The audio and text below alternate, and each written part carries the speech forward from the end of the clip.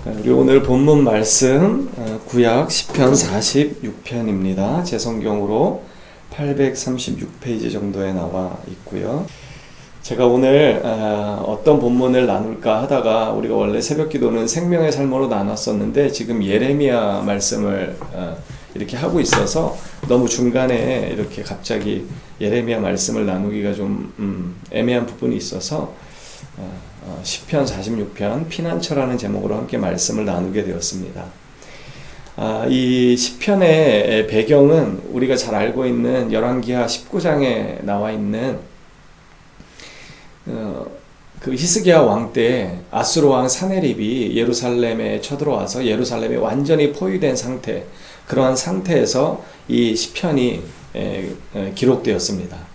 그렇기 때문에 우리가 그 배경을 좀 이해한다면 이 시편 기자의 고백이 얼마나 놀라운 고백인지를 알 수 있습니다. 그러니까 예루살렘이 완전히 포위되었고 함락되기 일보 직전의 상황입니다. 우리가 열왕기하 19장을 보면 알 수 있듯이 그 사네립의 부하 랍사게가 그 아람 말로 할 뿐이 아니라 유대인들이 알아들을 수 있는 말로 아주 조롱을 합니다. 그러면서 히스기야를 믿지 말라. 사네립이 너희들을 완전히 쳐부수게 될 것이다. 이렇게 조롱합니다. 이런 상황 가운데 시편 기자는 뭐라고 고백하냐면 1절에 이렇게 말씀합니다. 하나님은 우리의 피난처시요 힘이시니 환난 중에 만날 큰 도움이시라. 이 피난처라는 뜻은 사전적으로 재난 가운데 피해서 거처할 수 있는 곳이다. 이렇게 기록되어 있습니다. 그러니까 큰 어려움 가운데 우리가 피할 수 있는 거처가 되는 곳이 바로 피난처라는 의미입니다. 그런데 오늘 여기 1절에 보면 하나님은 우리의 피난처라고 이야기합니다. 우리가 그 재난 가운데 환난 가운데 피할 수 있는 유일한 거처가 되는 것이 바로 하나님이시다 이렇게 고백합니다. 그리고 그 중반절 이후에 보면 환난 중에 만날 큰 도움이다 이렇게 이야기하는데 여기 보면 환난 중에 만난다 이야기합니다. 이 만난다라고 하는 것은 인격적인 단어입니다. 우리가 누군가에게 도움을 구할 때 그가 우리를 도울 마음이 있다면 우리를 먼저 만나야 합니다. 그런데 우리의 하나님께서는 어떤 분이시냐면 우리의 그 어려움 가운데 우리를 외면하시는 분이 아니라 우리를 만나주시는 분이다 이렇게 기록하고 있는 것입니다. 여기 도움이라고 하는 것은요 가까이 하게 된다라는 뜻을 가지고 있습니다. 그러니까 하나님은 우리의 큰 도움이라고 하는 이 시편 기자의 고백 안에는 하나님은 우리와 가까이 하시는 분이시다라고 하는 그런 의미가 담겨 있는 것입니다. 시편 34편 8절에서는요 이렇게 고백합니다. 너희는 여호와의 선하심을 맛보아 알지어다. 그에게 피하는 자는 복이 있도다. 왜 복이 있습니까? 주님은 우리를 외면하지 않으시고 우리와 가까이 하실 뿐만 아니라 우리를 만나주셔서 우리의 참 피난처가 되시고 휴식처가 되시고 우리의 도움이 되시는 분이시기 때문에 그렇습니다. 사람에게 도움을 청할 때는 한계가 있습니다.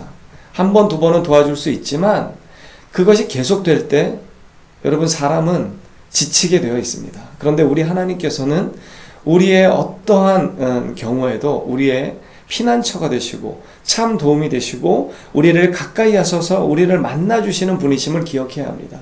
그럴 때 우리는 이러한 환경 가운데 이 예루살렘이 포위되어서 곧 무너지기 직전에 있었지만 하나님이 어떠한 분이신지를 알아갈 때 이런 고백을 하게 되는 것입니다. 이것은 감정적인 부분도 아니고 이성적인 부분만을 강조하는 것도 아닙니다. 여러분 어떤 사람이 믿음으로 견고하게 설 수 있습니까? 하나님이 어떠한 분이신지를 아는 자들만이 그렇게 할 수 있습니다.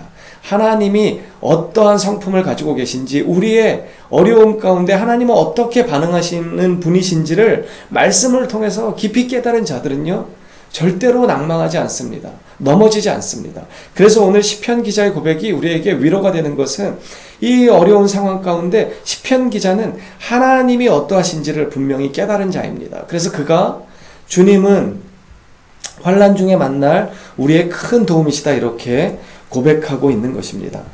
2절 3절은 이어지는 같은 연입니다.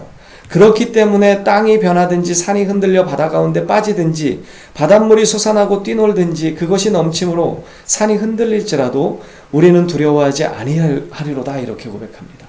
어떠한 상황 가운데서도 하나님은 환난 중에 만날 큰 도움이시고 우리를 가까이 하셔서 우리에게 참 피난처가 되시는 분이시기 때문에 세상이 요동하는 그 어려움 가운데도 우리들만은 하나님을 나의 아버지라 나의 구세주라 고백하는 우리들만은 전혀 요동치 않을 수 있다라고 하는 그 근거를 제시하고 있는 것입니다. 5절에 보면 하나님이 그 성중에 계심에 성이 흔들리지 아니할 것이다 이렇게 이야기합니다. 그러면서 새벽에 하나님이 도우시리로다. 보통 많은 목사님들이 이 말씀을 가지고 새벽에 도우시는 하나님의 그 은혜를 강조하면서 새벽 기도를 강조할 때가 있습니다. 사실 이 본문은요, 그 새벽 기도를 독려하는 그러한 말씀의 의미보다는 출애굽기 14장에 보면 하나님께서 구원을 이루어 가실 때 새벽에 그 구원이 이루어집니다. 그래서 이스라엘 사람들에게는 언제나 이 새벽 시간은요, 구원의 기쁨을 나타내는 시간입니다. 그래서 오늘 시편 기자도 그것을 인용하고 있는 것입니다. 하나님이 새벽에 도우신다는 것은 애굽에 종살이하던 그때 하나님이 구원을 어떤 때 너희들에게 허락하셨는지 그 새벽의 시간, 그 하나님의 구원의 시간을 기억하라고 하는 것입니다. 그리고 흔들리지 말라고 하는 것이죠. 그러면서 7절에 다시금 고백합니다. 만군의 여호와께서 우리와 함께 하시니 야곱의 하나님은 우리의 피난처시리로다.